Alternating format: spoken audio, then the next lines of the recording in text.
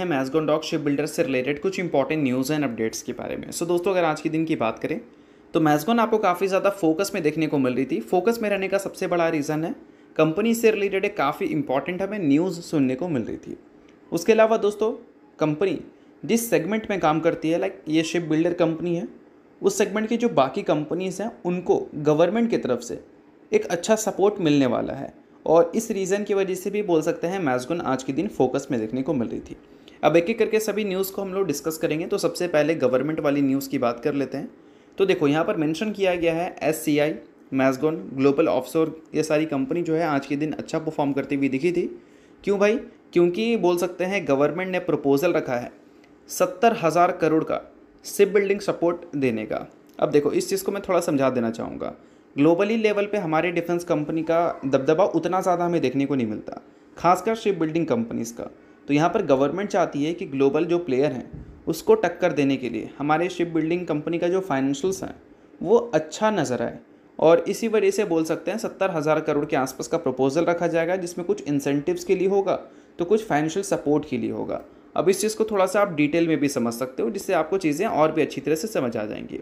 तो देखो, यहाँ पर मेंशन किया गया है कि जो प्रपोजल का नंबर है 70,000 करोड़, उसमें से आपको देखने को मिलेगा 20,000 crore under ship building fund, ठीक है।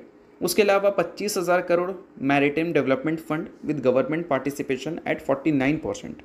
ये जो फंड रहेगा उसमें गवर्नमेंट पार्टिसिपेशन 49% का दिखेगा। और उसके अलावा जो 25,000 करोड़ का नंबर देखने को मिलेगा हमें, वो बोल सकते हैं फाइनेंशियल असिस्टेंस प्रोग्राम के लिए रहेगा, जो शिप बिल्डिंग कंपनीज़ है उनके लिए। बट ये कोई ऑफिशियल खबर नहीं है, ये चीज़ें अभी के टाइम पे रिपोर्ट के ज़रिए आ रही हैं।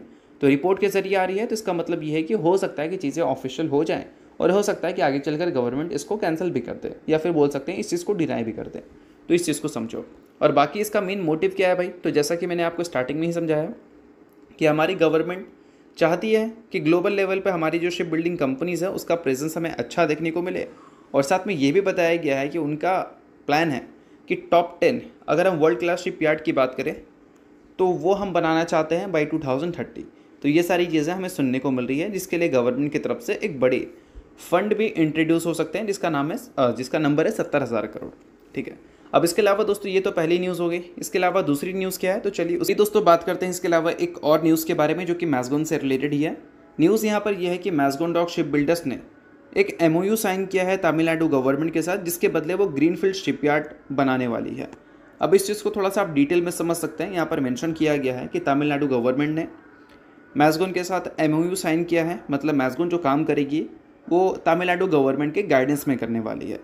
और इसके बदले बेसिकली काम क्या होगा वो भी यहाँ पर मेंशन किया गया है कि इस MOU का मेन एम है डेवलपमेंट करना वर्ल्ड क्लास ग्रीनफील्ड शिपयार्ड को इंडिया के जो ईस्टर्न कोस्ट है वहाँ पर।